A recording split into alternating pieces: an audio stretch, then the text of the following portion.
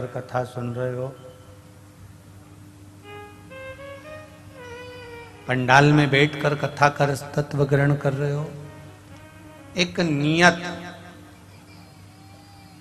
दूसरे नंबर पर है नीति और तीसरे नंबर पर है नजर। ये तीन अगर सही है,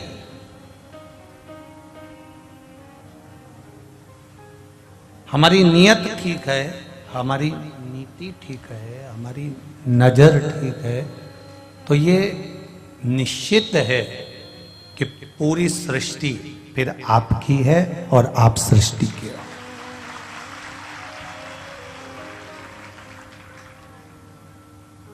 जहां हमारी नियत में भेद आ जाता है, भाई साउंड ठीक करिए, हमारी नियत में भेद आ जाता है, जहां हमारी नियत कहीं डोल जाती है, केवल वस्तु आसक्ति और चीजों पर ही नहीं,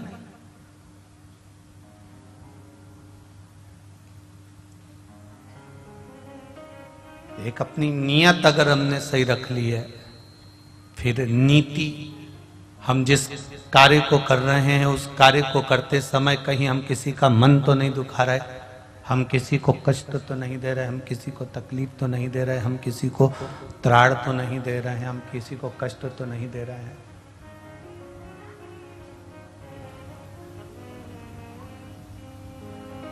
हम किसी को दुख तो प्रदान नहीं कर रहे हैं, हम किसी को तकलीफ तो नहीं दे रहे हैं। आपकी नीति क्या कह रही है? आप किस पथ की ओर अग्रण्य हो रहे हैं? एक जरा से उल्लू को और कौवे को वृक्ष पर बैठा हुआ देखा तो अश्वत्थामा की नीति चेंज हो गई थी, अश्वत्थामा की नीति बदल गई थी। कहीं हम कुछ गलत देखकर, हम कुछ गलत विचार कर कर, हम कुछ गलत दृष्टि कर कर अपनी नीति को तो नहीं बदल रहे हैं। अगर हमारी नियत ठीक है, हमारी नीति ठीक है, और नीति भी हमारी परमात्मा को पाने की, भगवान की भक्ति को करने की, अविरल भक्ति को करने की, स्मरण को करने की, थोड़ा मिठास लाओ बाबू, चोंगे जैसा आवाज आ, नीति और नियत, नियत के अंतर्गत यदि हम किसी को भी त्राण दे रहे हैं, हम किसी को कष्ट दे रहे हैं, हम किसी को तकलीफ दे रहे हैं, तो वो ठीक नहीं है, हमारे श्रेष्ठता नहीं है हमारे। और तीसरे नंबर पर है हमारी नजर।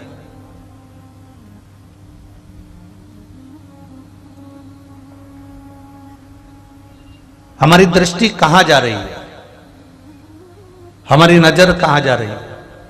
हम भगवान का कितना दर्शन कर रहे हैं, कितना भगवान का भजन कर रहे हैं, कितना भगवान के चरणारविंद का रस तत्व ग्रहण कर रहे हैं, कितना भगवान के नाभि कोश का दर्शन कर रहे हैं, कितना भगवान के वक्षस्थल का दर्शन कर रहे हैं, कितना भगवान की नयन का दर्शन कर रहे हैं, कितना भगवान की शिखा का दर्शन कर रहे हैं। उसमें हमारी नयन कहां पर गया, हमारी नजर कहां गई?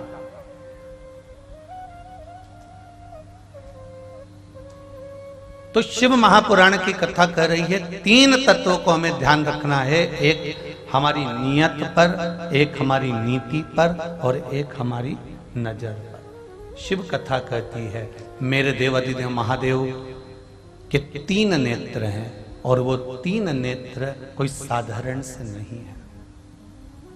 ये तीन नेत्र संपूर्ण ब्रह्मांड के कल्याण के लिए है, संपूर्ण ब्रह्मांड के कल्याण के।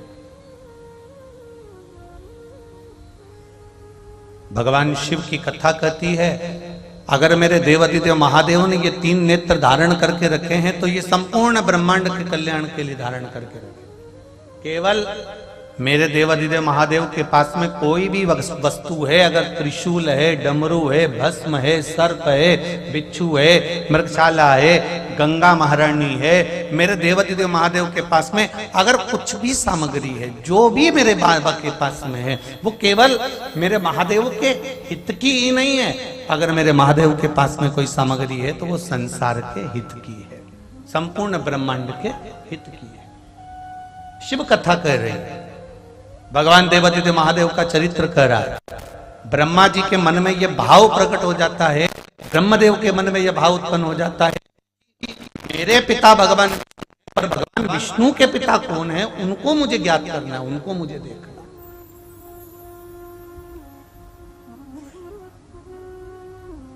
मैं उनको देखूं।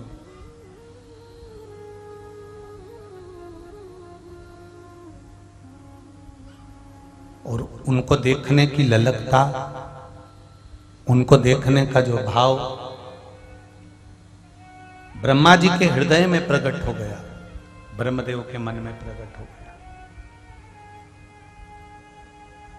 और ब्रह्मा जी के मन में जब भाव प्रकट हुआ तो ब्रह्मदेव भगवान नारायण के पास में जाकर खड़े हो गए और भगवान विष्णु से जाकर प्रार्थना करने लगे कि मुझे मेरे पिता का नाम भी ज्ञात में है, मुझे मेरे पिता का स्मरण भी है, पर मैं मेरे नारायण के पिता का स्मरण नहीं कर पा रहा हूं, मैं भगवान विष्णु के पिता का स्मरण नहीं कर पा रहा।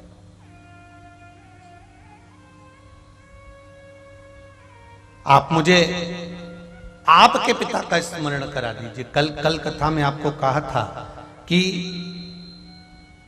अगर हमको अपना पुराना कुछ क्रम देखना हो तो तहसील में जाना पड़ता है, और अगर हमारे पूर्वजों का क्रम देखना हो तो हमें वेद और पुराणों को उठाना पड़ता है।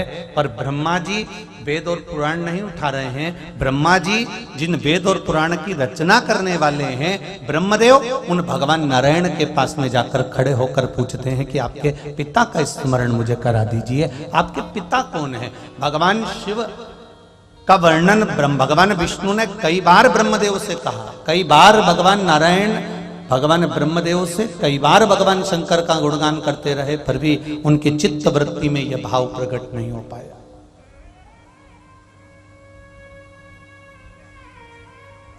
उनकी चित्त वृत्ति में यह भाव नहीं आ पाया। होता है कभी कभी।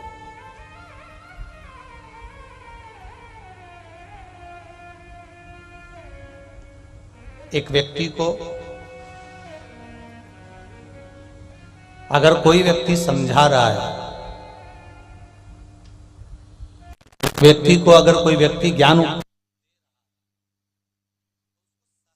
समझ में नहीं आता, कब समझ में आएगा? जब वो एक बार उस ज्ञान को प्राप्त करने के बाद भी जब उसकी अहमता नहीं टूटती, ठोकर खाने के बाद फिर संभल कर चलने का प्रयास, तो मुझे यहां ठोकर लगी थी, तब उसको समझने का प्रयास वो कर देता।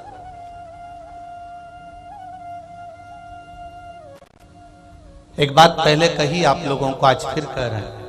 चलने वाला व्यक्ति जब ठोकर लगती है तो दो चीजें उसके स्मरण में आती है कि रास्ता कैसा है, और दूसरा उसके स्मरण में आता है कि मुझे संभालने वाले हाथ कितने हैं जो मुझे संभाल सकते हैं। ये उसको ठोकर लगते समय स्मरण में आ जाता है।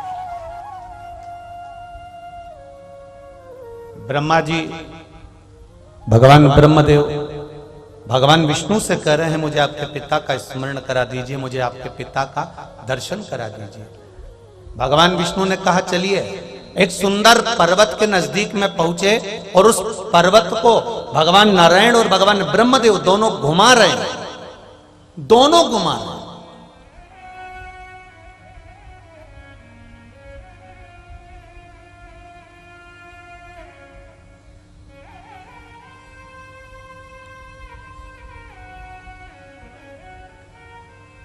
और जब दोनों ने घुमाना प्रारंभ किया, दोनों जब घुमा रहे हैं और दोनों ने घुमाना जब प्रारंभ किया,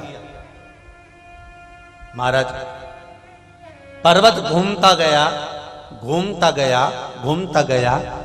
जैसे एक पंखा 1 नंबर की स्पीड पर चलता है तो उसकी पंखड़ियां नजर आती है, 2 नंबर की स्पीड पर पंखा चलता है तो उसकी पंखड़ियां नजर आती है, 3 नंबर की स्पीड पर पंखा चलता है तो उसकी पंखड़ियां नजर आती है, 4 नंबर की स्पीड पर पंखा चलता है तो भी उसकी पंखड़ियां नजर आती हैं। जब 5 नंबर की स्पीड पर पंखा चलता है तो पंखड़ी नजर नहीं आती, केवल एक बिंदु सा नजर आने लगता है। जैसे जल में जब भंवर पड़ती है तो जल में भंवर पड़ते पड़ते एक बिंदु बन जाता है, उसी तरह भगवान देवाधिदेव महादेव के लिए नारायण भगवान ने और भगवान ब्रह्मा ने जो पर्वत घुमाना प्रारंभ करा, उससे एक बिंदु जैसा एक आनंदमय एक लिंगायत आकृति प्रकट हो गई और उसमें से आवाज आ गई।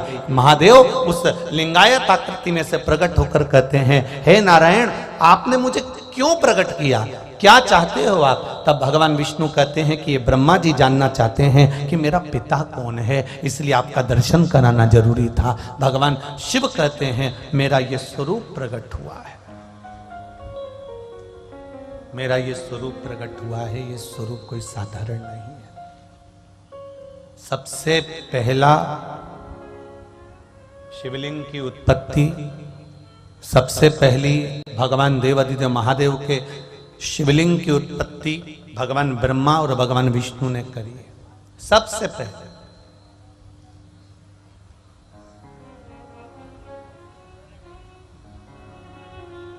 भगवान ब्रह्मा और भगवान विष्णु प्रकट करे, और जिस शिवलिंग को भगवान ब्रह्मा और भगवान विष्णु ने प्रकट करा वो शिवलिंग कोई साधारण नहीं है।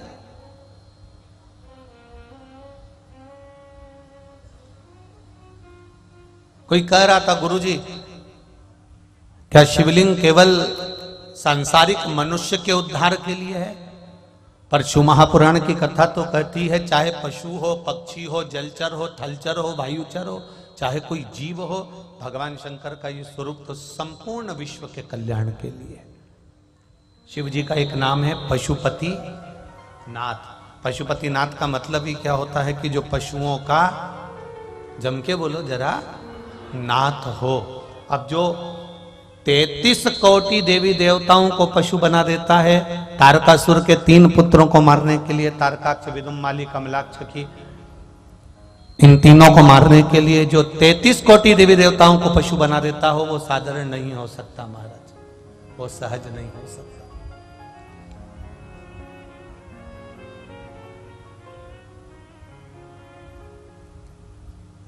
वो सरल नहीं हो सकता।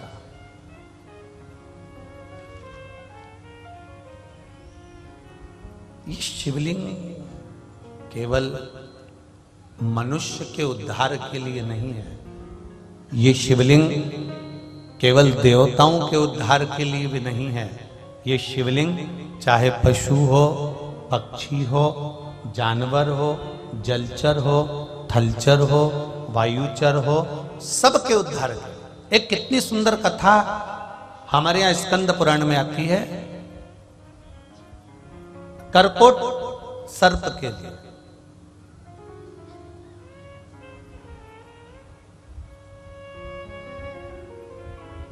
सांपों में भी एक सांप हुआ है, कारकोट सांप, कारकोट नाग, सर्प। जब जन्मेजय सर्प यज्ञ करने लगे, थोड़ा ध्यान देना, थोड़ी कथा कारकोट सर्प की है, आपके स्मरण में बैठेगी जरूर, ये पक्का है। जन्मेजय सर्प यज्ञ कर रहे हैं, सर्पों की आहुतियां दे रहे हैं, और सर्प यज्ञ कर रहे हैं, सर्पों की आहुतियां दे रहे हैं। तब कारकोट सांप नाग, उसको मालूम पड़ा कि सर्प यज्ञ में सबकी आहुतियां जा रही हैं और सर्पों को अग्नि में डाला जा रहा है, सर्पों को यज्ञ में डाला जा रहा है, आहुतियां दी जा रही है, सांपों को पकड़ पकड़ कर इन आहुतियों में दिया जा रहा है और सर्प जलकर भस्म होते चले जा रहे हैं। कारकोट को जब मालूम पड़ा तब कारकोट सांप भागा और भागकर सीधे वन में पहुंच गया।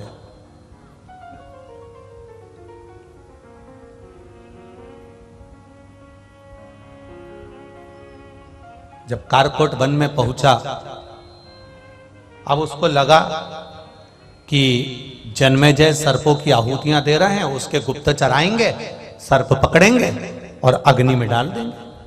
अब मैं करूं तो करूं क्या?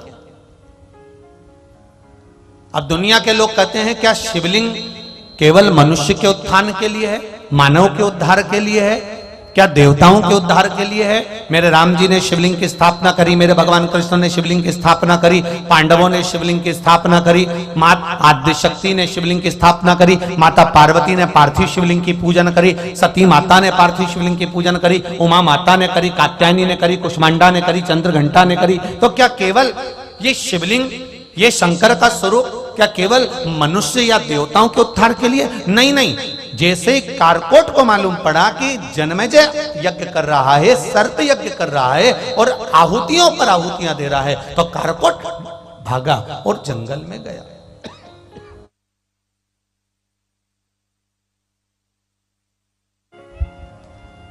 कारकोट भागा और जंगल में गया।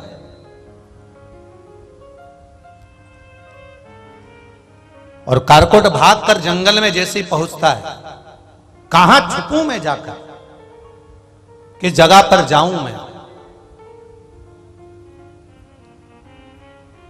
किस स्थान पर पहुंचूं मैं, विचार करने लगा।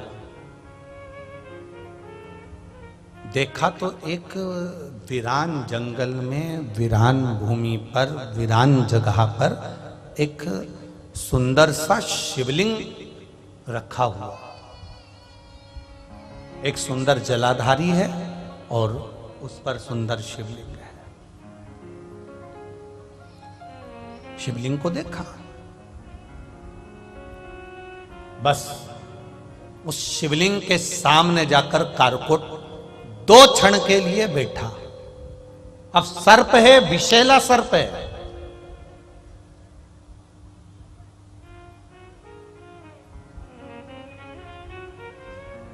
और कोई साधारण सा सर्प नहीं है, ये बड़ा भयंकर विषैला सर्प। इसका काम क्या है? कहा दूसरे सर्प यदि किसी को डसते हैं तो उसके प्राण चले जाते हैं, वो मर जाता है। तक्षक नाग डसे मर जाए, कालिया नाग डसे मर जाए, शेष नाग डसे मर जाए, विषैले से विषैला सर्प अगर किसी को डसता है तो वो मर जाता है। पर कारकोट सर्प की एक बात बड़ी निराली है कि ये जिसको डसता है वो मरता नहीं है, केवल उसका शरीर सड़ने लगता है, उसका शरीर कुरूप हो जाता है, उसका शरीर काला पड़ जाता है और भयंकर उसके शरीर में से गंध आने लगती है, भयंकर शरीर में से। ये शरीर बेकार हो जाता है, सड़ने लगता है, बेकार, काला पड़ जाता है, बेकार हो जाता है।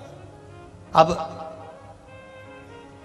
जब शरीर काला पड़ने लगे, बेकार हो जाए, तो उस मरने वाला व्यक्ति ठीक है कि वो जो शरीर सड़ रहा है वो व्यक्ति ठीक है? बोलो रे जरा, कंजरी वाले बोलो जरा, अच्छे से बोलो, कौन सा शरीर ठीक है? जो सड़ रहा है, गल रहा है, बदबू मार रहा है, जिस शरीर को हाथ लगा और उसमें खड्डा पड़ जाए, चमड़ी सड़ने लगे, बदबू मारने लगे, खाल सड़ने लगे, पानी गिरने लगे शरीर में से, पूरा शरीर बेकार हो रहा है, बदबू मार रहा है और पूरा काला पड़ गया है, तो एक सर्प वो है जो डसता है और व्यक्ति मर जाता है, और एक सर्प वो है जो डसता है और शरीर को सड़ा देता है। तो वो डसने वाला सर्प ठीक है कि ये शरीर को सड़ाने वाला सर्प ठीक है? अरे बोलो, जम के बोलो जाए। वो शरीर को जो डस ले और मर जाए वो ठीक, अब ये पड़ा हुआ है, सड़ रहा है, पड़ा हुआ है, बेकार हो गया है, तो उससे मतलब क्या?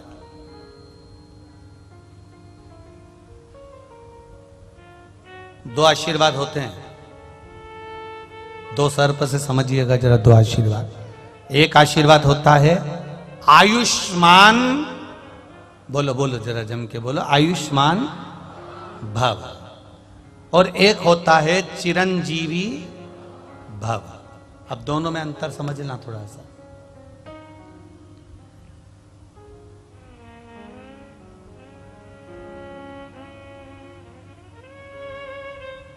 आयुष्मान भव में क्या है? तुम्हारी भगवान खूब खूब लंबी आयु करे। अब भले मुंह में सोफा सेट नहीं और शरीर में आंत नहीं, हाथ थर थर थर थर धूज रहे, आंखों से दिखाई नहीं दे रहा, मुंह से खाते नहीं बन रहा, कानों से सुनाई नहीं दे रहा, पर बुजुर्गों ने आशीर्वाद दिया था आयुष्मान भव। मतलब अब तुम भले पलंग पर पड़े रहो, सड़ते रहो, गलते रहो, कैसे भी पड़े रहो, तुम्हें आशीर्वाद मिला है आयुष्मान भव होने का, इसलिए तुम्हारी उम्र बढ़ गई। अब पड़े रहो, गलते रहो, सड़ते रहो, जैसे पड़े हो पड़े रहो। ये तो हो गया आयुष्मान भव। अब एक होता है चिरंजीवी भव। चिरंजीवी का मतलब होता है कि जैसे तुम आज हो, जितने तंदुरुस्त आज हो, जैसे सुंदर आज हो, जैसे ताकतवर आज हो, जैसा बल तुम में आज है, मरते दम तक तुम में यह बल रहे, उसको चिरंजीवी का, वो बल तुम्हारा परमानेंट रहे। अब तुम्हें कौन सा आशीर्वाद चाहिए? नहीं नहीं, तुम तो ले आयुष, तुम तो ले, उसमें कोई दिक्कत वाली बात नहीं है, तुम्हारे को जो बल मिल जाए। आयुष्मान, तुम्हें कितनी खुशी होती है, कोई ने सास ने कहा बेटा आयुष्मान भव, बहू खुश हो गई, सास के लिए गर्म चाय ला कर दे दी कि चलो सास ने आयुष्मान भव होने का बोला। पर जरा विचार तो करो, आयुष्मान भव होने में केवल उम्र बढ़ रही है, केवल उम्र बढ़ रही है, उसमें तुम्हारा बल नहीं बढ़ रहा, उसमें तुम्हारी युवानी अवस्था नहीं बढ़ रही, उसमें तुम्हारा आनंद सुख नहीं बढ़ रहा, उसमें केवल तुम्हारा बढ़ रहा है तो उम्र बढ़ रही है। आप मरने वाले थे 80 साल में, ज्यादा से ज्यादा 90 में मरोगे। अब 90 में मरोगे तो पड़े हुए हो, 80 के बाद में तुम्हारा जो जीवन चल रहा है, 90 के बाद जीवन चल रहा है, 100 के बाद जीवन चल रहा है, तो वह बस केवल आयुष्मान होने का जो तुम्हें आशीर्वाद मिला उसके बल पर तुम पड़े हुए। पर चिरंजीवी भव, चिरंजीवी का मतलब है जैसे आज हो तुम, जैसे सुंदर तुम आज दिख रहे हो, जैसे तुम आज नजर आ रहे हो, जैसा बल तुम में आज है, जैसी एनर्जी तुम में आज है, जैसा विल पावर तुम में आज है, जैसी प्रबलता तुम में आज है। चिरंजीवी का मतलब है कि तुम पूरे जीवन पर्यंत जब तक जियो ऐसे ही जीना, सुंदर होकर, सुखमय होकर, भगवत भजन करते हुए, स्मरण करते हुए, मंत्र जाप करते हुए, नाम जाप करते हुए, कीर्तन करते हुए अपनी जिंदगी को ऐसे ही जियो, ऐसे।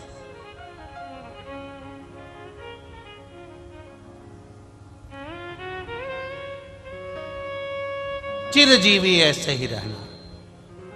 अब 2 सांप हैं, एक विषैला सांप जो डसे तो मर जाए, और एक कारकोट सांप डसे तो सड़ जाए, शरीर सड़ जाए।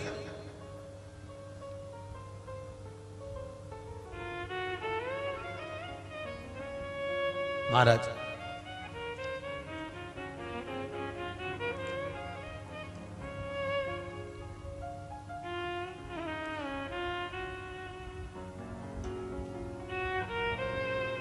अब वो कारकोट को मालूम पड़ा कि जन्मेजय ने यज्ञ रखा है, सब मर रहे हैं, सांपों की आहुतियां दी जा रही है, सांप समाप्त हो रहे हैं, सबको जलाया जा रहा है।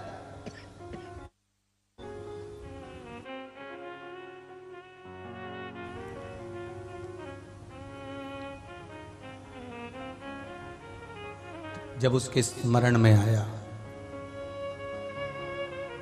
शिव जी के सामने, शिवलिंग के सामने जाकर बैठ गया। सामने शिवलिंग है, ये सम्मुख में बैठा है, सम्मुख में। आप बहुत ध्यान देना महाराज जी, आप जल चढ़ाएं ना चढ़ाएं, आप बेलपत्र भगवान शंकर को चढ़ाएं ना चढ़ाएं, आप शंकर भगवान को एक चावल का दाना चढ़ाएं ना चढ़ाएं, आप शंकर भगवान को एक पुष्प चढ़ाएं ना चढ़ाएं, आप शंकर भगवान को कोई सामग्री चढ़ाएं ना चढ़ाएं। शिव महापुराण की कथा यहां तक कहती है कि आप केवल देव अधिदेव महादेव के सम्मुख में जहां तुम्हारा मन पड़े, तुम्हारे घर के नजदीक में जो शिवालय हो, उस शिवालय में जाकर केवल शंकर भगवान के सामने ही बैठ जाओगे तो तुम्हारी जिंदगी का सारा दुख अपने आप कट जाएगा। केवल महादेव के सम्मुख में पहुंच जाने पर, केवल महादेव के सामने पहुंचकर बैठ जाने पर तुम्हारा दुख कट गया।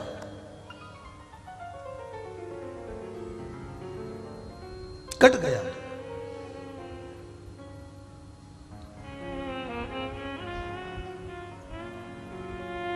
वो कहते हैं ना, मुश्किल की घड़ियों में वही हंसते हैं जिनके दिल में मेरे महादेव बसते हैं। नहीं तो कोई हंसता है क्या?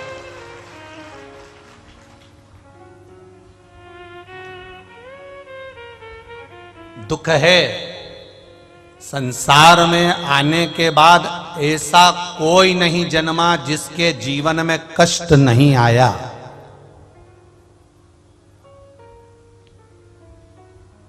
ऐसा कोई नहीं जन्मा जिसके जीवन में कष्ट नहीं आया। माता के गर्भ में रहे तो भी कष्ट में रहे, जन्म लिया तो भी कष्ट में रहे, बड़े हुए तो भी कष्ट में रहे, और अंत समय में मरोगे तब भी कष्ट भोगकर ही मरना पड़ेगा। ये निश्चित है।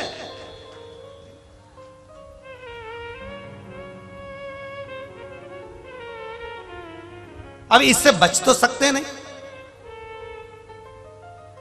एक बार एक महिला का, एक माता का एक पुत्र मर गया, और एक पुत्र, इकलौता पुत्र था, इकलौता, और इकलौता पुत्र उस महिला का मर गया।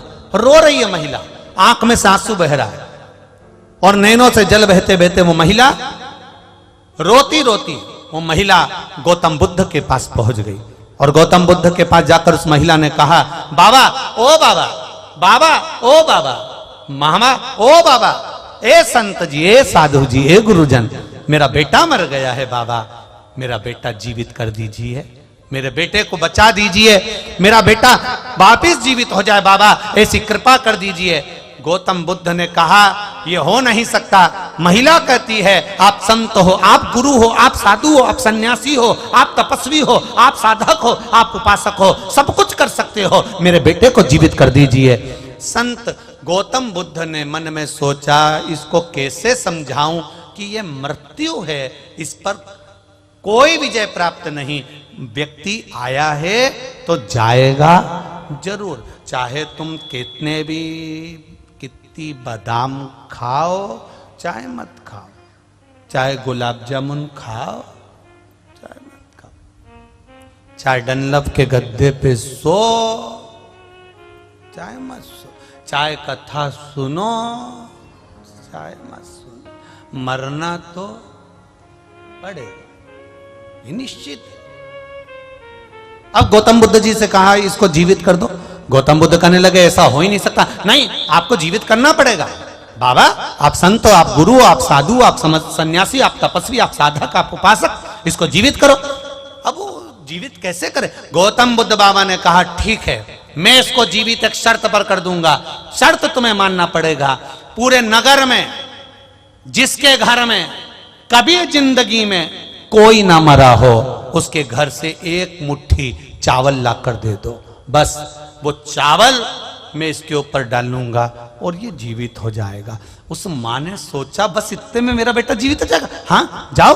गौतम बुद्ध ने उस माता को भेज दिया, माँ जिसके घर में जाती है, तुम्हारे घर में कभी कोई मरा नहीं हो तो चावल दे दो, तुम्हारे घर में कोई कभी मरा ना हो तो चावल दे दो, तुम्हारे घर में कभी कोई मरा ना हो तो चावल दे दो, तुम्हारे घर में कभी कोई मरा ना हो तो चावल दे दो। प्रत्येक घर में वो माँ जाती है, सुबह से लेकर रात तक, रात से लेकर सुबह तक घूमती है, पर ऐसा कोई घर नहीं मिला जिस घर में कभी जिंदगी में कोई मरा नहीं था, क्योंकि मृत्यु अटल सत्य है, ये सत्य है और इसको कोई नकार नहीं सकता। माँ ने आकर कहा, बाबा कोई घर ऐसा नहीं मिला जहां कोई मरा नहीं है।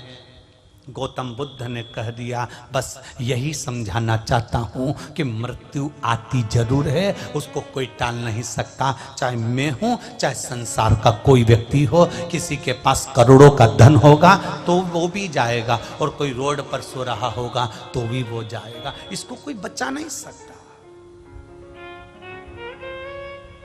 गौतम बुद्ध ने कहा, मां कोई तुम्हारे बेटे को जीवित नहीं कर सकता, पर इतना याद रखना, बेटा चले गया पर तुम हो, और तुम्हें ज्ञान देना चाहता हूं कि जीवित रहने का केवल एक साधन है, जीवित रहने का केवल एक आनंद है कि अपने इस शरीर का सदुपयोग करो, इस शरीर से भजन करो, कीर्तन करो, मंत्र जाप करो, यज्ञ करो, अनुष्ठान करो और परमार्थ का कार्य करो। किसी भूखे को भोजन करा देना, किसी को पानी पिला देना, किसी शिक्षा की व्यवस्था कर देना, किसी के शरीर में कष्ट है तो औषधि की व्यवस्था कर देना। ये शरीर भगवान ने दिया है, तो मरने के बाद भी व्यक्ति जीवित रहता है। लोग कहते हैं उसने ऐसा सत्कर्म किया था, ये मरने के बाद जीवित होने का कर्म लोग कहते हैं।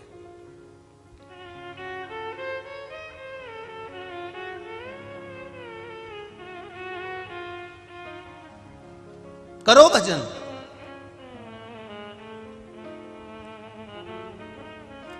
शिव जी पर आप कुछ चढ़ा नहीं सकते, कोई बात नहीं। आप घर से लोटा ले जाने में आपको शर्म आती है, शंकर जी के मंदिर में जाने में कोई बात नहीं, जाओ तो सरी, उसके दरवाजे पर बैठो तो सरी, उसके सम्मुख में पहुंचो तो सरी। सारी समस्या का हल एक लोटा जल। आप उसके सम्मुख में जाओ, उसके सामने पहुंचो, उसके सम्मुख में पहुंचो, मात्र उसके सामने जाकर बैठ जाओ। जैसे कारकोट नाग, कारकोट सर्प शंकर भगवान के शिवलिंग के सम्मुख में जाकर बैठ जाता है और केवल उसके सामने बैठा है। कारकोट ने एक शब्द नहीं कहा, कारकोट ने कोई पुकारा नहीं भगवान को, महादेव को आवाज नहीं लगाई कारकोट ने। कारकोट केवल शिव के सामने जाकर बैठा हुआ था, सम्मुख में बैठा हुआ था, सामने देख रहा था। उतनी देर में तो मेरे देव अधिदेव महादेव जो सामने आ जाता है, उसके सामने महादेव भी प्रकट हो जाता है। मेरा महादेव प्रकट हो गया, मेरा शिव सम्मुख में आ गया, मेरा शंकर उनके सामने आ गया।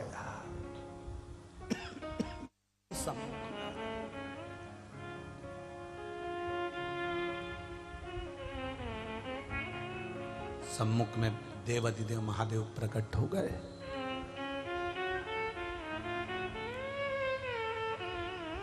कारकोट महादेव को देख रहे हैं, महादेव कारकोट को देख रहे हैं।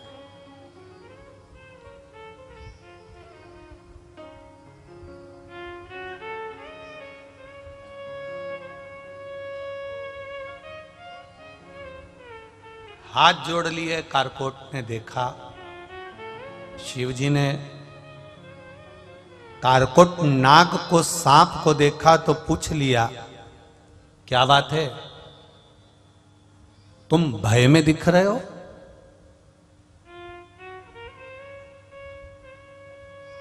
तुम्हें भय है किसी चीज का? तुम भय में दिख रहे हो? तुम्हारे चेहरे पर भय नजर आ रहा है? तुम्हारा चेहरा भय में है, तुम्हें भय नजर आ रहा है? कारकोट कहते हैं कि जन्मेजय ने सर्प यज्ञ रखा है और सर्प यज्ञ में आहुतियां दे रहा है। सर्प यज्ञ में सर्पों की आहुतियां दी जा रही है और सर्प समाप्त होते जा रहे हैं। मैं भागकर जंगल में आ गया, जंगल में कहा जाता, आपका स्वरूप देखा, इसलिए थोड़ी देर यहाँ आकर बैठ गया। इस मन की शांति के लिए, इस हृदय की शांति के लिए आपसे भी कहूँगा, एक निवेदन आपसे भी करूँगा। जितने लोग आस्था पर सुन रहे हैं, जितने लोग फेसबुक यूट्यूब पर सुन रहे हैं और जितने लोग इस कंजरी गांव की पावन धरा पर कथा सुन रहे हैं, उनसे भी कहूँगा कि जब मन में कहीं भय उत्पन्न हो, जब लगे आपको, ऐसा लगने लगे कि अब कुछ भी आगे नहीं है, मेरा जीवन अब समाप्ति की ओर है, जब आपको लगने लगे, उस समय, उस घड़ी, उस पल, उस क्षण पर आप शिव के सामने, मेरे देवाधिदेव महादेव के सामने 2 क्षण जाकर बैठ जाना। बस बैठोगे, उतनी देर में बाबा महादेव स्वयं आपके दुख को हरण कर लेगा। बैठ जाओ उसके पास, उसके चरणों में जाकर, उसके नजदीक जाकर। मैंने तेरे ही भरोसे, ओ बाबा तेरे ही भरोसे, हवा बिच उड़ती जावांगे, बाबा डोर हटो छड़ीला में कटी जावागी। भोले मैं तेरी पतंग, शंभो मैं तेरी पतंग। अब 2 क्षण उसके पास जाकर बैठ जाए। एक पत्र आया, देखिए पहले जो वेंटिलेटर पर पड़े हैं उनका फोटो देख लो। जितने लोग टीवी पर देख रहे होंगे वो टीवी पर देख लें। उनकी रिपोर्ट है जो डॉक्टर की लगाई गई है।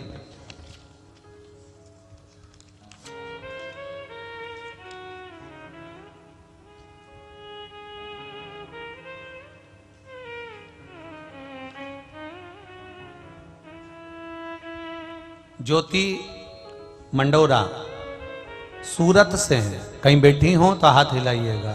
आप ही हैं? दोनों हाथ हिला दो ऐसे। श्री शिवाय नमस्तुभ्यम।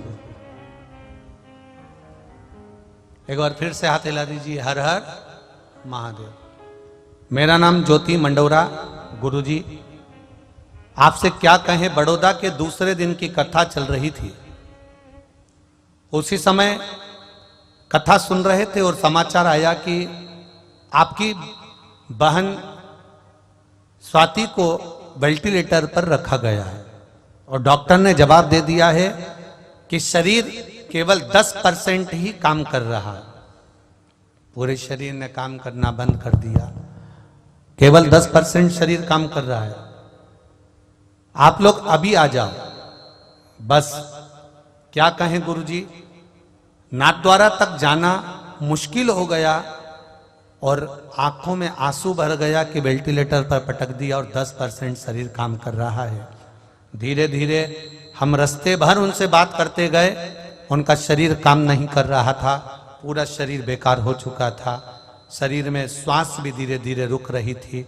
गाड़ी पर चलते चलते बात करते करते पहुंच रहे हैं, पर कथा सुनने से एक मंत्र मिल गया था। श्री शिवाय, जम के बोलो जरा, श्री शिवाय नमस्तुभ्यम मंत्र मिल गया था। उसको जाप करते करते गए। वहां जाकर हमने शिव जी के मंदिर पर 1 लोटा जल चढ़ाया। भगवान देवाधिदेव महादेव से प्रार्थना करी, मेरी बहन के प्राण बचा लो। अभी उसकी उम्र नहीं है बाबा, आप उसको बचाइए।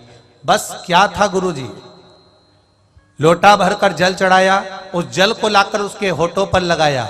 डॉक्टर मना कर रहा था कि वेंटिलेटर पर कोई भी चीज नहीं दी जाती, पर हमने ना उसको पानी पिलाया, हमने केवल उसको होठों पर जल लगाया और बाबा की कृपा देखिए। उसके बाद में मेरी बहन एकदम ठीक हो गई। हमने उसी समय पर निर्णय ले लिया था कि अगली कथा जो कंजरी में होगी, पावागढ़ के पास होगी, वहां हम प्रणाम करने के लिए जाएंगे। ये शिव तत्व है। अब ठीक है बाबू, श्री शिवाय नमस्तुभ्यम। बैठी है। हर हर महादेव। शिव तत्व है शंकर ओ घड़ी।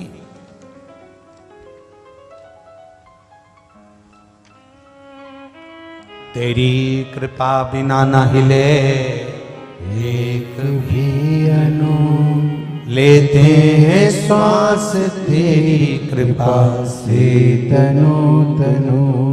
ये शिव है औघड़ी। उसकी करुणा बड़ी प्रबल, उसकी दया बड़ी। एक पत्र और है, देखिए।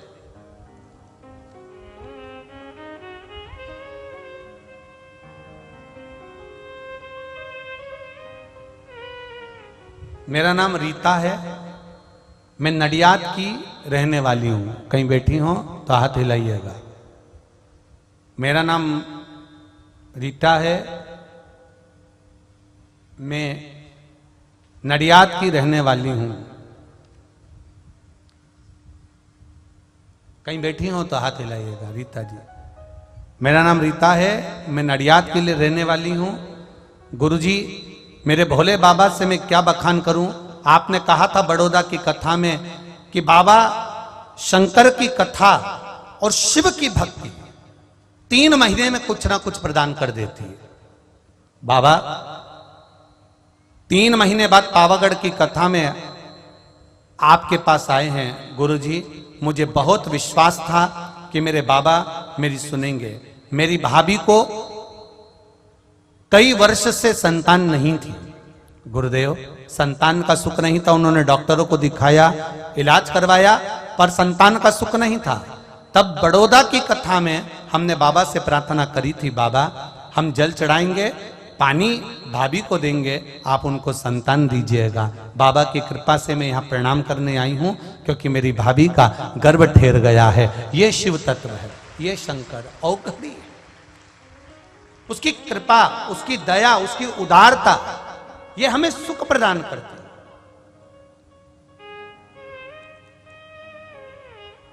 और फिर कहूंगा, जितने भी लोग कथा श्रवण कर रहे हैं इस पंडाल में, कंजरी गांव में बैठकर, कहीं तुम्हारी किस्मत बड़ी प्रबल थी, तुम्हारा भाग्य प्रबल था। इन दोनों बहनों को धन्यवाद दूंगा, और आदरणीय गुरुदेव संत जी को मैं धन्यवाद दूंगा, जिन्होंने कंजरी में ये शिव महापुराण की कथा करवाकर कंजरी और हालोल वालों का उद्धार कर दिया। धन्य ऐसे संत, धन्य ऐसे गुरुजन।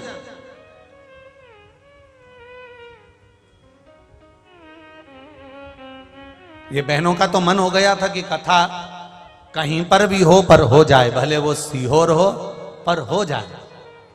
पर आदरणीय गुरुदेव का जो मन था, मैं राम मंदिर के आदरणीय संत गुरुदेव को चरणों को नमन करता हूं। उनका एक संकल्प कि कथा सीहोर में तो हमेशा होती रहती है, पर हमारा छोटा सा कस्बा है कंजरी, छोटा सा, ज्यादा घर भी नहीं है, ऐसी कंजरी में अगर हो जाए तो कंजरी वालों का भाग्य सहज सरलता में आनंद हो जाए।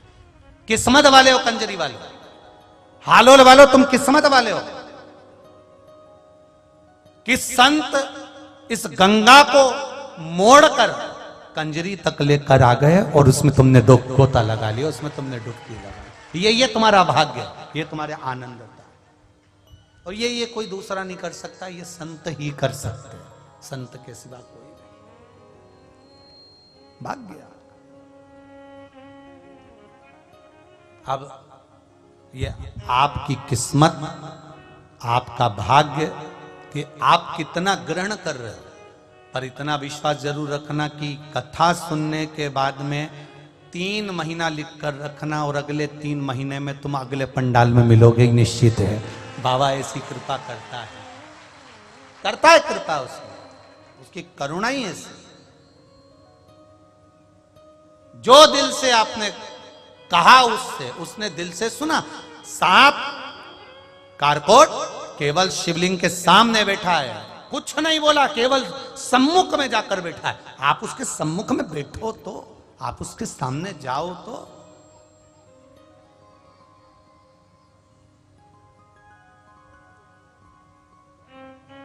आप पहुंचो उसके सामने।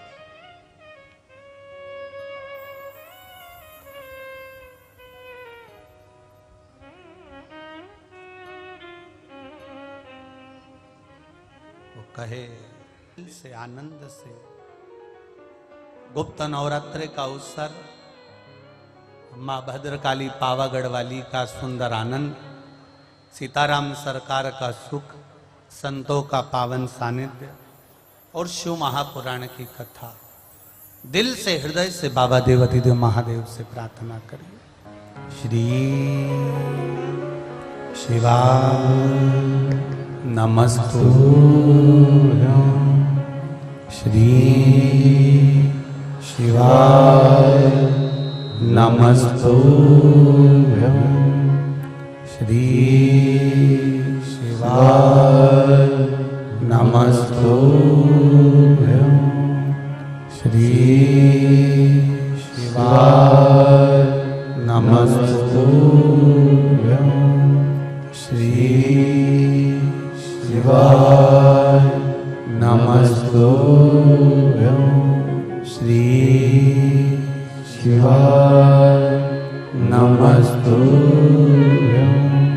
भोला सब दुख काटो, ओ भोला सब दुख काटो,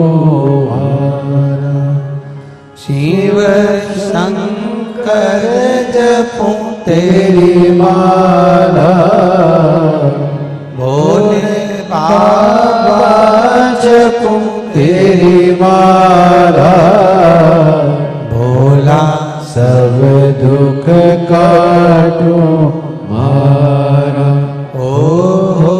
भोला सब दुख काटो भार। वेश मंगल मंगलकारी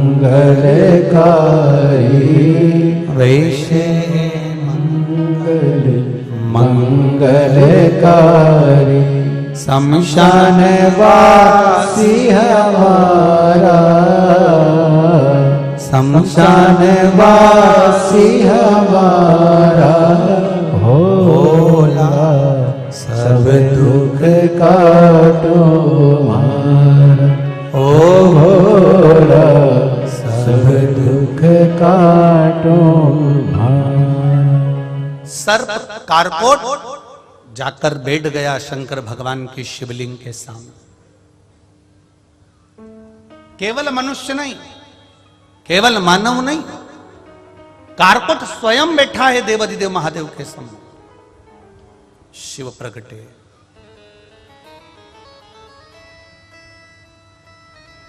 भगवान देवाधिदेव महादेव प्रकट हो गए। कारकोट मांग तुझे क्या चाहिए? अब कारकोट कह रहा है कि मेरे को मांगना तो कुछ है नहीं, तो तेरे चेहरे पर भय क्यों है? तेरा चेहरा भयभीत है, तेरे चेहरे पर भय नजर आ रहा है। क्यों? किस लिए? कारण क्या है? कारकोट कहता है प्रभु जन्मेजय सर्प यज्ञ कर रहे हैं और वो सर्प यज्ञ की आहुतियों में सर्प को अग्नि में दे रहे हैं। मैं वहां से भाग कर आया हूं, वीरान वन में आया, आपका शिवलिंग देखा, इसलिए यहां पर आ गया। कुछ कृपा कर दीजिए कि मेरे प्राण ना जाए और अकाल मृत्यु वो मरे जो काम करे चंडाल का। काल उसका क्या बिगाड़े जो भक्त हो महाकाल का। जो शिव का उपासक होता,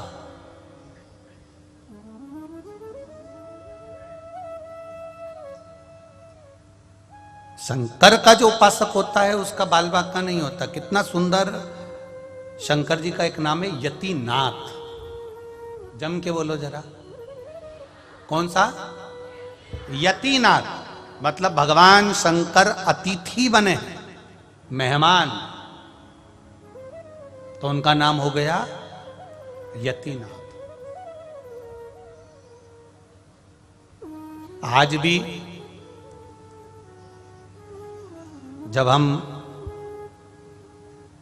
किसी लड़का या लड़की का संबंध करने के लिए जाते हैं, किसी छोरा छोरी का, डिकरा डिकरी का, जब संबंध करने के लिए जाते हैं, विवाह करने के लिए जाते हैं, तो पहली बार अगर हम जानते हैं कि लड़का अच्छा है या लड़की अच्छी है और हमको ये संबंध करना है, हमको ये विवाह पक्का करना है, तो यतिनाथ भगवान शिव का नाम लेकर जाया जाता है।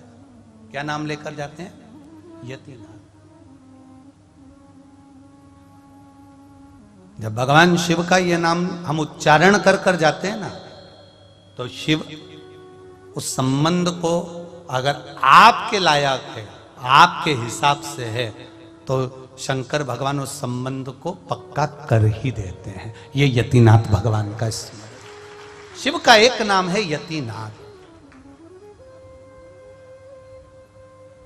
अब कितने भोले हैं भगवान शंकर और उनका भक्त कितना भोला। एक आहुक नाम का भील था जिसका नाम था आहुक। उसकी धर्म पत्नी का नाम था आहुका। अब दोनों का नाम का स्मरण कर लें आप। भील का नाम क्या है? बोलो बोलो जम के। आहुक। और उसकी धर्म पत्नी का नाम आहुका। दोनों भील हैं, वन में विचरण करने वाले, मृगा करने वाले, जीवों को मारने वाले, वंचर करने वाले और आराम से अपनी जीविका को जीने वाले। उनके घर में कोई नहीं है, ना बच्चे हैं, ना माता पिता है, ना कोई परिवार है, ना कोई कुटुंब है। बस दोनों झोपड़ा बनाकर वन में दोनों भील रहते, दोनों भील और भिलनी रह रहे, दोनों निवास कर।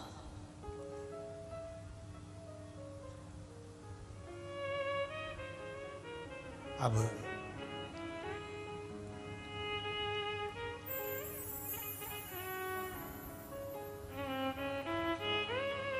जितना समय मिलता था घर से फ्री हुए, घर में काम से फ्री हुए तो भगवान के भजन में लग गए। अब जरा ध्यान देना, बहुत समझने वाली बात है। मेरे गुजरात की बहनों से निवेदन है और भाइयों से निवेदन है, आज का जो जमाना है वो आज के जमाने में लोग अलग रहते हैं, अलग रहते हैं तो उनके साथ ज्यादा बड़ा परिवार नहीं रहता, केवल समझ गए क्या? हाँ बस इतना में तो तुम समझ जाते हो। हम भी गुजरात की ये दूसरी कथा चल रही है, बड़ोदरा के बाद भैया कंजरी में गुरुजी ने बुला लिया, तो ये दूसरी कथा है। इतने में हम भी समझ गए हो तुमको कि तुम कथा समझ जाते हो जरा जल्दी हो।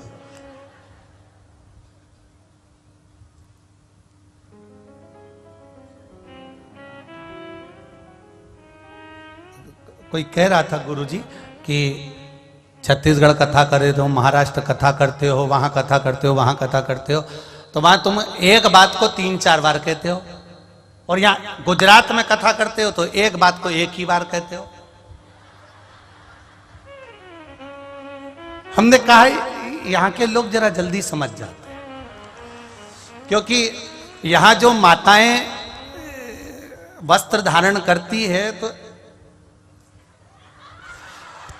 ऐसा करके, और वो बाल भी अच्छा जूड़ा वूड़ा बना के और बढ़िया बैठती है। अब हमारे उधर थोड़ा सा ऐसे बैठते हैं तो वो अंदर घुसते घुसते थोड़ा समय लगता है। अब यहाँ घुसने में देरी नहीं लगती है, एकदम सट से अंदर चले जाए तो तुरंत इनको बैठ जाना, तुरंत एक ही बार में। अब फिर वही बात आ गई, केम छो, अब मतलब समझ में आ गया। अब शिव कथा कर रही, दोनों निवास कर रहे हैं। अब समझने वाली बात यह है कि भील और भिलनी दोनों साथ में रह रहे हैं। रहने के बाद परिवार का जब काम हो जाता है, फ्री हो जाते हैं, शंकर भगवान के मंदिर पहुंच जाते हैं, शिवलिंग का स्मरण करते हैं, शंकर का अनुमोदन करते हैं, शिव तत्व को जानते हैं, दोनों भगवान शंकर की पूजन में लग जाते हैं। अब इनके पास पूजन का कोई सामान नहीं है, पत्तियां वृक्ष की तोड़ी, शिव का श्रृंगार कर दिया, कहीं से जल भर कर लाए, शंकर का स्नान कर दिया, थोड़ा सा जल लाए, शिव मंदिर को साफ कर दिया। आपको पहले भी कथा में कहा, कुछ नहीं कर सकते तो शिव मंदिर में जाकर वहां का निर्माल्य उठाकर विसर्जन में रख दो, ज्यादा ना बने तो मंदिर की सफाई कर दो। एक पत्र आया है, सुनिए।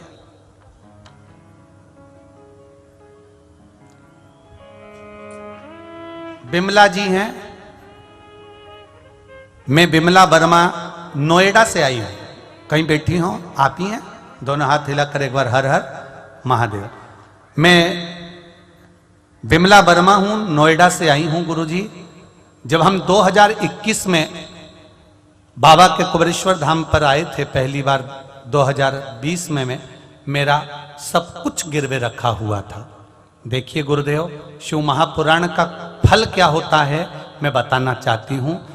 मेरे घर में बहू का मंगलसूत्र, मेरे कानों की बालियां, बच्चों का जो भी सामान था, चांदी की बच्चों की पायल, गले का मंगलसूत्र, कान की बाली, कोई सामान हमारे घर में नहीं था, सब गिरवे में रखा हुआ था। मकान, जमीन, जायदाद कुछ भी नहीं। मेरा बेटा वृंदावन में ही काम करता है, उसका काम धंधा भी बंद हो गया था, कुछ भी नहीं था। इतने कर्जे में लदालुम हो गए, इतने कर्जे में लदालुम हो गए कि कई बार तो विचार कर लिया कि रहना ही नहीं। फिर एक बार टीवी पर शिव महापुराण की कथा सुनी और कथा सुनते ही मन में विश्वास जागृत हुआ। सीहोर गए, कुबेरेश्वर बाबा की धरा पर कथा सुनी, विनती करी और निवेदन करा, बाबा आप कंकर शंकर के रूप में विराजमान होते हो, शिव महापुराण में गुरुजी कहते हैं कि जो मांगा जाता है वो देता है। मेरा कर्जा पूरा चुकवा दीजिए। घर में मंगलसूत्र तक मेरे गले में पहनने के लिए नहीं, मेरी बहू के गले में भी मंगलसूत्र पहनने को नहीं, कान में बाली नहीं। सब हंसते हैं बाबा। बाबा मैं ये 2022 की इस कथा में कंजरी गांव में इसलिए आई हूं क्योंकि मेरे बाबा ने जो 2020 का कर्जा था 2021 से चुकाना चालू कर दिया और आज 2022 में पूर्ण तरह से कर्जे से मुक्त हो गई। तो मैं यहाँ प्रणाम करने आई हूँ। बैठिए बहन। श्री शिवाय नमस्तुभ्यम। मैं नोएडा से आई हूँ, बाबा को प्रणाम करने के लिए आई हूँ और बाबा से विनती करने आई हूँ। मेरी एक तमन्ना है कि मैं भी नोएडा में एक शिव महापुराण की कथा कराऊं। ये बाबा से विनती करूं। शिव तत्व है शंकर।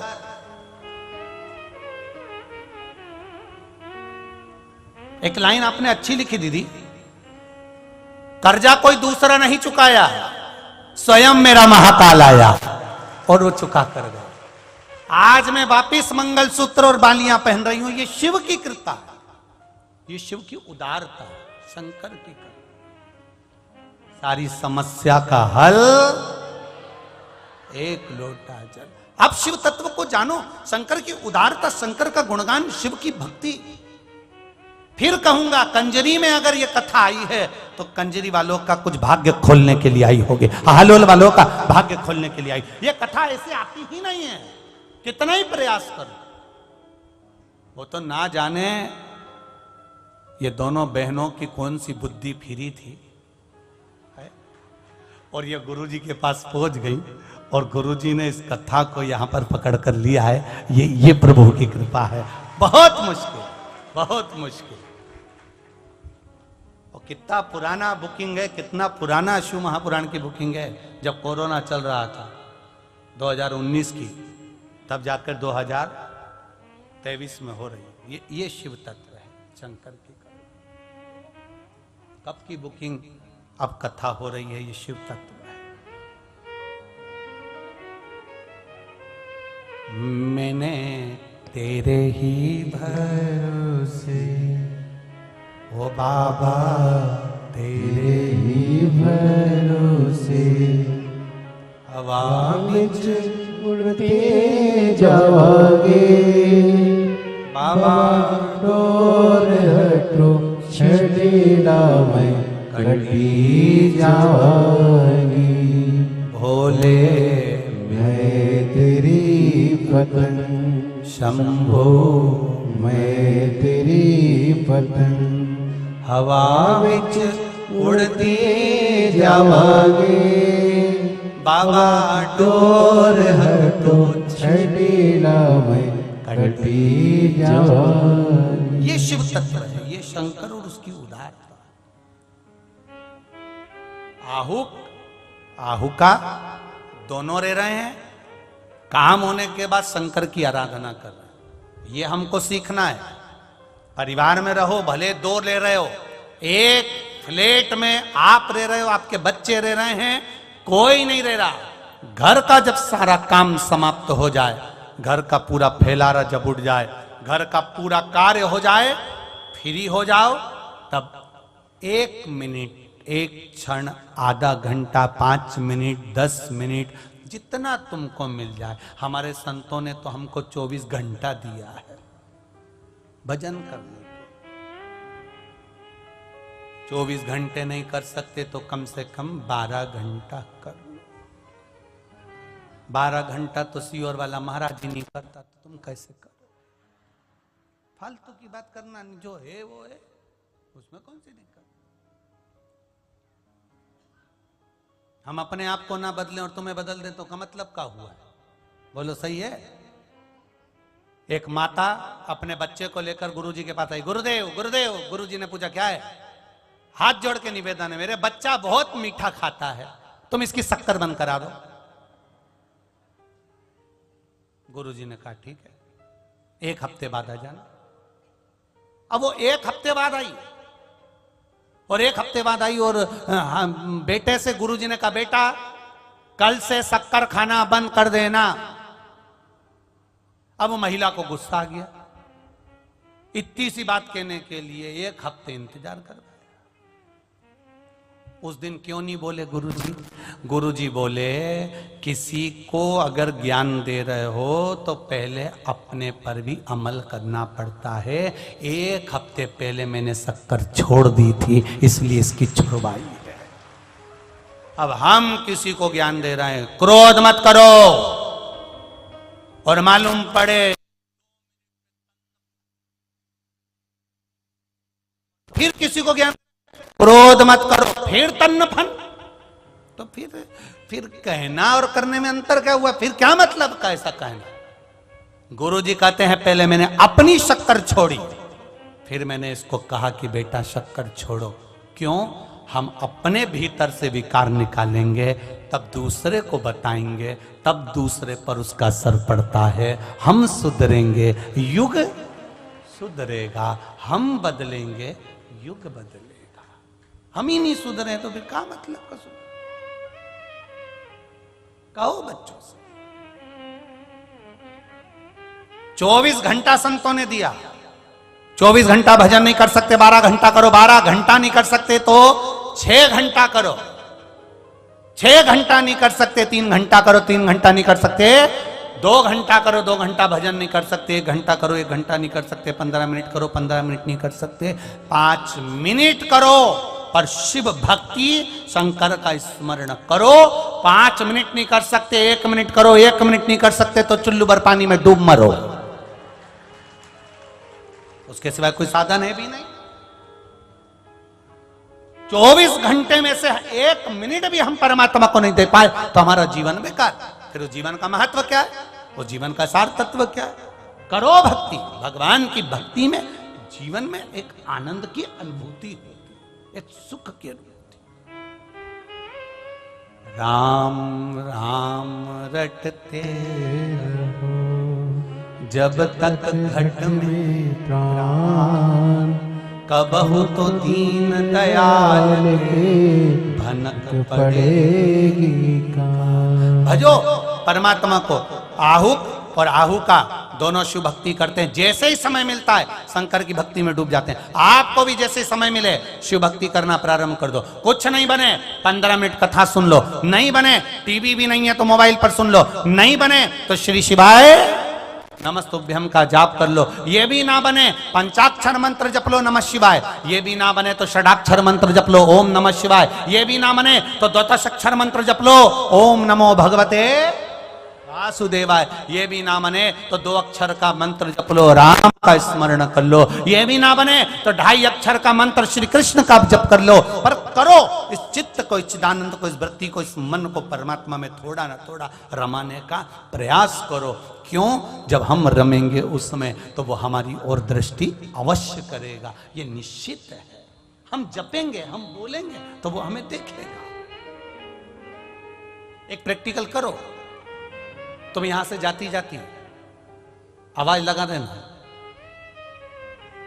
कोई आगे चल रहा हो उसको, ए भानु, फिर आवाज लगाना, ए भानु, फिर आवाज लगाना, ए भानु, फिर आवाज लगाना, ए भानु। इतनी देर में जो भानु होगा वो मुड़कर जरूर देखेगा। उसी तरह जब हम आवाज लगाते हैं श्री शिवाय नमस्तुभ्यम, हम राम कहते, हम कृष्ण कहते, हम दत्त कहते, हम उसको पुकारते हैं तो वो भी हमको एक बार मुड़कर जरूर देखता है कि मुझे पुकार कौन रहा, कौन पुकार। दोनों ने भजन किया, आप भी करो। जो समय मिले उसमें भजन करिए, जो समय मिले उसमें मंत्र जाप करिए, शिव मंदिर जाओ, निकालो समय परमात्मा के दरवाजे जाने का। तेरे मंदिर में आना मेरा काम है और मेरी बिगड़ी बनाना तेरा काम है। हम जाएं उसकी चौखट तक, जाओ, पहुंचो उसके द्वार पर।